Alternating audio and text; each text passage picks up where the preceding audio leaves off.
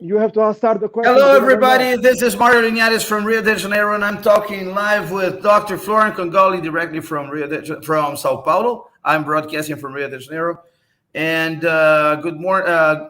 Well, it's already good afternoon, right? It's noon, a Yes, little it's past 12 noon. So good p.m. afternoon, Dr. Florian. How are you? Fine, and you, Mario? Very well. You've just arrived in Sao Paulo, right? Yesterday, last night, yesterday, Last yes. night. And I saw a post that you published saying that while you are over the Caribbean, a new a new variation of the COVID-19 has come up. How does it feel? Do you think we're going to have more like complications for international travelers? Well, I was sleeping almost, Hmm. trying to sleep around 3 a.m. in the morning, and then came Hmm. up the latest news. United States, Canada, UK, and Australia have banned all travel from half of Africa, Southern Hmm. Africa, and all countries. So there is no more traveling from those countries because of this new variant. But imagine the virus is not there. So this morning we saw it. It is in UK. It is in Czech Republic. It is in many other places. So it will not be in only one country. So, but you Hmm. are above the Caribbean, coming to Sao Paulo at 3 o'clock in the morning, 5 o'clock Sao Paulo time, and you see Hmm. that you might be stranded. Probably there might be today or this week might be somebody, uh, the new variant here in Brazil, and maybe they'll ban traveling from Brazil. So I'm going to stay here for Christmas, I guess, if this happens. But I Yeah. mean, after Well, being double vaccinated, having a negative PCR and antigen test, so you've done everything anybody can do for against this COVID virus. And because of the new variant, you don't know. Probably I'll do Christmas in in Rio de Janeiro or in Sao Paulo here, and mhm. it's nice to have Christmas here. It's here it is 26 degrees. Well, what is in Rio de Janeiro? Oh, today it's a little cloudy here. Yes. What's the temperature? Today it's around 25, 26 too. But Yeah, yesterday was same thing. very hot. Yesterday It's we very had the nice. feeling As that you see, it's a nice weather here in Sao yes, Paulo. you're right in the center of Sao Paulo, right? Right Yes, downtown. I'm in Renaissance Hotel. Renaissance. Very good.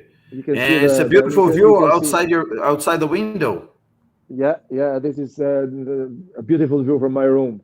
It's Yeah. Sao Paulo in a sunny day. Yeah. Well, today it's not so sunny, is it? Well, I guess half half. Half off, right? Yeah, it's a little cloudy in Rio, but yesterday was very, very hot here. Yeah. But talking about travel international travelers, it's been a while since the last time you've come to Brazil, right? Well, this is the first visit in Brazil since probably a year and a half. Yes. So A year since the and a beginning half. of the pandemic. Yes, since the beginning of the pandemic in March 20, 2020. So I see. it feels good to come again.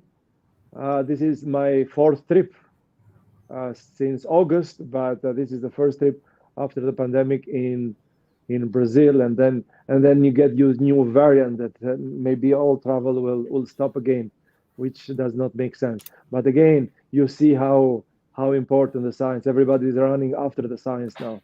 Hmm. How fast they will be able to modify the vaccine for the new variant. Well, they are saying we might get a reply in 2 weeks from Pfizer, but let's see. I see. Now, one thing that I find interesting, uh, I'm not going to say everything because I might make a mistake, but at least most of everything, yes, you predicted a year and a half ago, over a year and a half ago, in your paper, in your article about COVID-19 and the mistakes that have been made by the countries in general. Yes, Mhm. and you predicted the forthcoming events. Yes, and I'm quite positive to say that you got most of it, if not everything, most of it, right? A year and a half ago. Was it so logic? I mean, how could you manage to get it, and nobody could predict that? Well, I don't know. I was able to predict many of those, and it is just logic. I don't have a magic solution. This was Hmm. my logic. I cannot really say how, but apparently, whatever it is written in that article in 25th or 24th of March, Hmm. if I remember 2022 very well, that's basically all of them. What has been predicted happened.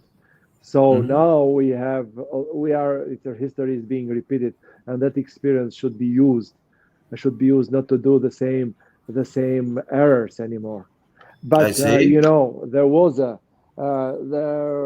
if you study the history in the pandemic of 1917, The Spanish most flu, of right? yeah, the Spanish flu, most of the errors done on 1917 were repeated in 2020. And now in 2021, hopefully we're not going to repeat the errors of 2020. Yeah, but also errors, and also we had some, if it is possible to use that word in a tragedy like this, but there were Yeah. some, at least for science, positive effects. Like we've developed vaccines in record time. Yeah. Yes, and not only developing the science, but also the distribution, the logistics of it. It involves a lot of it, and although didn't have a direct consequence over. I mean, it did have direct consequences over events all worldwide, because most events have been canceled or postponed because of this prohibition of moving around, especially international trips.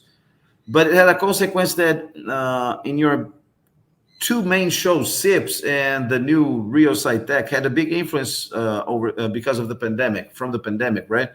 SIPS, you started including topics related to public health. It's Yes.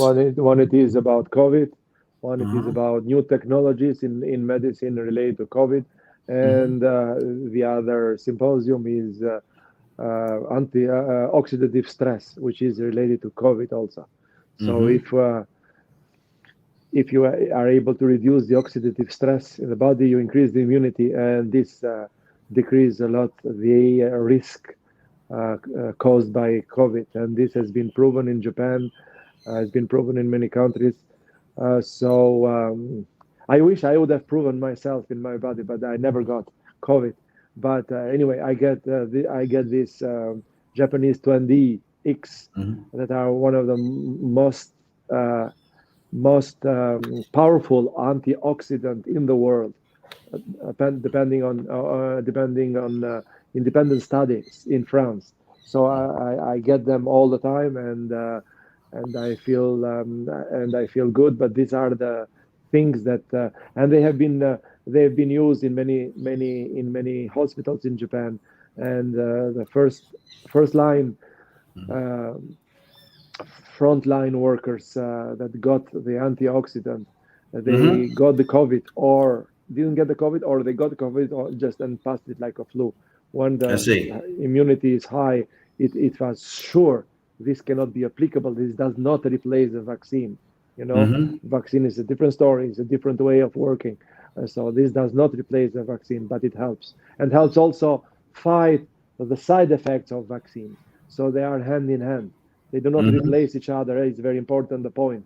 They're They are not, complementary, right? they are complementary. They're They do not complementary. replace the vaccine. So Hmm. sure that there is a fight of points of view in liberties and so on to get the vaccine or no. That's a different story. The issue is balancing of the rights. So sure, everybody has the right to determine what kind of medication he can get in his body, and these fundamental human rights. However, uh, if if this causes that, if you don't do the vaccine and this causes the others get the virus because of you, then it is the liberties of the other not to get infected. So it's a balance between degrees of liberties. It's a balance. It's a very thin line, right? It's a very thin line. It's It's a not very only thin that. line. It's not only that, but you know, that's also another point. You can get the vaccine, that you can still get the COVID, like we are hearing right now, and still you can transmit the virus, although you are double vaccinated. And I see. this we knew before, but this was proven by the new variant. So even if you have double vaccine, you can still transmit the virus. So Hmm. it's a complicated issue. It's a complicated balancing of right issues. Sure, that people that do not want to take the vaccine, they say it's my right, and their right is human right, basic human rights. But also Hmm. other people that are in contact with them. If the virus is transmitted from unvaccinated to vaccinated, the other people also have the right not to be infected. So it's a balancing of rights, and it's a difficult issue. But you know, that's a different story. But we are hearing now that even with the double vaccine, you can transmit, you can get the virus, you can Yeah. transmit the virus. I was in Czech Republic in August at the university. I was there. We most of the meetings we didn't have mask. We are in dinners, so having dinners without masks. But one of my professor colleagues there right now, after the message that you got, she Mhm. got also the message, and she told me that she got, although double vaccinated, she has right now COVID, and she is Incredible, isolating. Yeah, incredible. she is isolating home, Yeah. and I So spent there. most of the time in August for them for a 1 week every day. So that they were all negative. I was negative, and I am negative, but Mhm. she got the virus. Apparently, is this new variant. Yeah. There's a lot to learn. There's still a lot to learn about Yeah. this new disease. Yes, it's quite. It's not even 2 years old.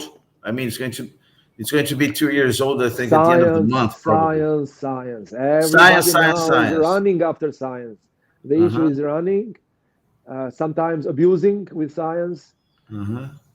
So sometimes they say science, science, science. Sometimes they say science, but whatever they say is nothing related to science. So it's a confusion in that direction also. So leave And scientists, give them money, support them financially, and let them find the solutions. So enough with blah blah blah, and enough with justifying everything using science as a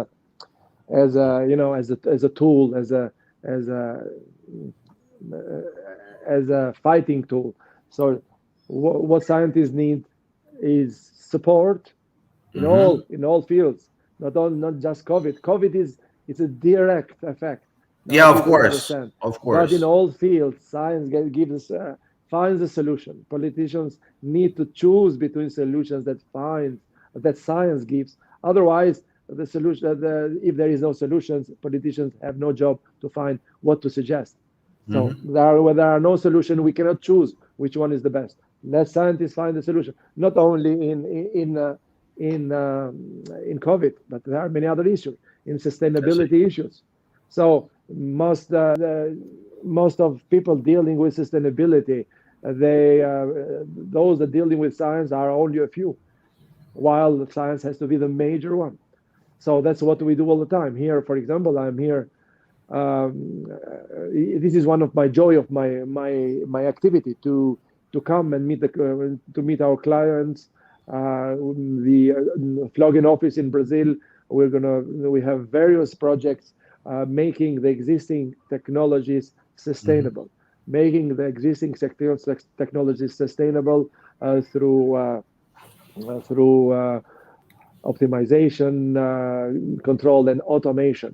Uh, Okay. all existing technology are become sustainable. This is through applied science and technologies. But this we see in COVID also. So let scientists find the solution. They need support, they need money, and then if we have various solutions, then we can suggest. Yeah, So I see. I see. this now we see people understand why science is important. Now, one thing that I find very important too, Dr. Florian, and that so far we've seen, in my opinion, was one of the as a layman, of course, I'm not a scientist, but my opinion as a layman is that was one of the biggest mistakes in this pandemic. That is trying to make it political. I mean, it doesn't matter which uh, direction you go. Yes, and this is something you're very careful about. For example, all the events that you organize, they're absolutely apolitical, right? Yeah, we Politics do. is not involved. Science We and politics well, don't match. no, no. Actually, it's not true. What we try to do is we don't take sides. We do not say take sides in technology debates. We do not take sides in political debates. We do not take sides in competition issues. So we accept any point of view as long as it is scientifically presented, any political point of view if it is scientifically presented. So we accept in SIPS, we have everybody together. We have politicians, we have entrepreneurs, we have scientists, we have academics, we have directors, managers. So they come together. What we do not do, it is we don't take sides. For us, everybody is important that as long as comes there and present their point of view scientifically, not Mhm. politically, not blah blah blah. So they are welcome to debate. So and the cooperation between politicians, science and technology, engineers, and industry is very important. So we bring them all in SIPS, and this is our goal to find the synergy. Mhm. But we do not take sides. We do not take sides. It is not up to us. The SIPS is a platform for all points of view, Mhm. as long as they are scientifically and technologically presented. So Mhm. not with not with uh, offenses, not with so everybody is respected. Everybody is respected. So this is our view. We do not take sides. We are apolitical. We do not take sides in any of the things, but we bring them all together to find the I see. synergies. This is the Mhm. difference. I see. And do you think when this exchange of ideas between great minds, because I usually say that you put together some of the greatest minds in the world, right? Every event you have like 6 to 800 scientists from over 80 countries, Presentations, presentations, presentations, and authors. scientists. Yeah, How yeah. many? Yeah, each science has a presentation usually, right? Well, not So, all, not all. not There are all. authors, yeah, that Yeah. present, and it varies So, about 500 from 80 countries 500 from 80 countries. And as presentations as authors. this has been held, SIPS has been held since 2003. So it's been Yeah, over 15 editions of SIPS. yeah. Uh, what can you mention about the progress that the world has achieved through SIPS in this almost 20 years? Well, there are many. The what SIPS has achieved after each year that we Hmm. have these groups together from every field. There are major cooperation projects that are started at Hmm. SIPS from the cooperation from different countries, from different fields, from Hmm. from different laboratories, from different universities. So this is a major thing. So Hmm. after every SIPS, we have major cooperations, scientific cooperation between different verified, different diversified groups Hmm. from academics, from industry, and from also from political class because they get inside in order to fund different projects that Hmm. that are set up, that are initiated or signed in SIPS during various activities there. So it is Yes. a seed of many international cooperation projects to Mm-hmm. find solutions in terms of sustainability, but sustainability through science and technology. Sure, Mm-hmm. everything is important. Every side of uh, attacking and achieving sustainability is important, but science and technology has the biggest impact. Biggest I impact see. because at the same time, simultaneously, it assures economic growth, which is Mm-hmm. very important. If we forget that, we are not sustainable, but at the same Okay. time assures the development of quality of life of the society. If we don't do this, we are not sustainable. And science is the only one that has the biggest effect and also protect these two others. It makes things sustainable. There are three criteria, as you know, is protecting the environment, developing the economy, economic growth, and the third, Mm-hmm. social development. So all of them have to be simultaneously achieved. If we forget one, we are not sustainable. Mm-hmm. So I this is a see. different story. I I'm not see. going in detail, but Yeah, this of is course but not. Of course not. Of course that's not. science.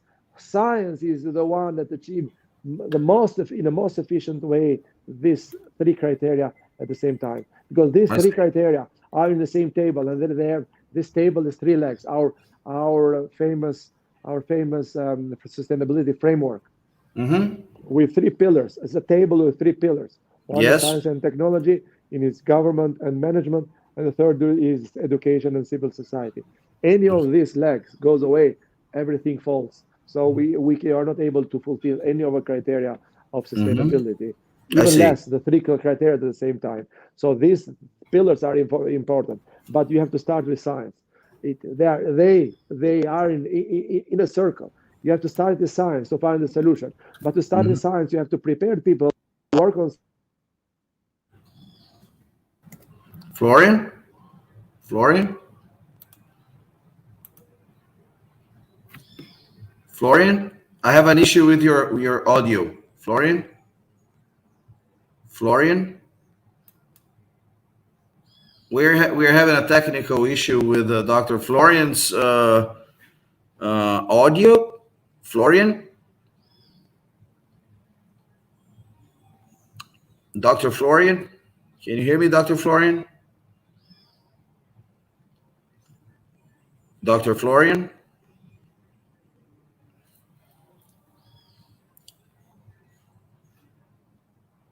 Dr. Florian, can you hear me? Dr. Florian?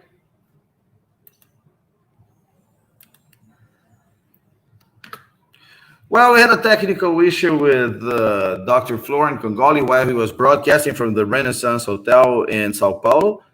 And we're going to have other broadcastings this week from Brazil. Dr. Florian is going to stay here until the 11th or 12th, so like 2 weeks here. And we're going to have the opportunity of getting this chat all together. It was very nice to have you here. And we'll be together soon again. Is on the next days, not necessarily, but by the end of next week to the end of the following week, we're going to have many activities here. Dr. Florian is going to meet authorities and entrepreneurs and also scientists here in Brazil during the next 15 days.